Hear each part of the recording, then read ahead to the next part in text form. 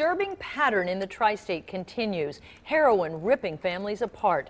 A grandmother in court for the first time today accused of overdosing on heroin.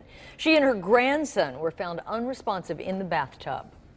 And now that baby boy is fighting for his life. Our Evan Millward continues our coverage with new information about this woman and how that child is doing tonight. Evan?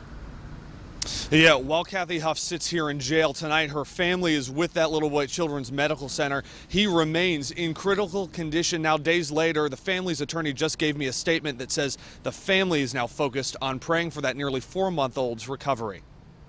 As she walks into court, Kathy Huff looks devastated. Her family watches from behind, her daughter writing a letter indicating that she wants her mother to be out and support her in this time of stress. Family that almost lost 2 people. Oh, we can't wake my wife up. I think she fell in the tub.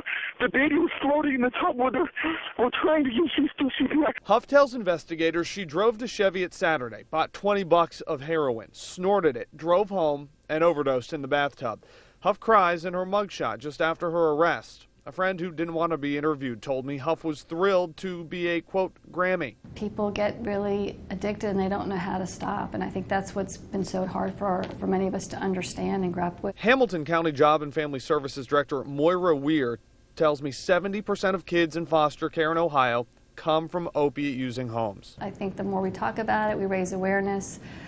People know what the avenues are to get help and how do we help people. I mean, sobriety is the key. Back in court. Just heroin, people are powerless against it. They die, get brought back to life by Narcan, and the very next day do it again.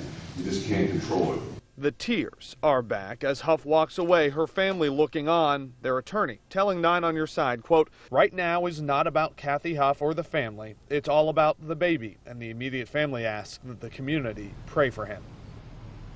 And an important update on that little boy. Huff's attorney tells me that they are going to be doing tests on him at Children's tomorrow to see if he can then breathe on his own. That would be an important step for that little boy's recovery. We're live downtown tonight. I'm Evan Millward, 9 on Your Side.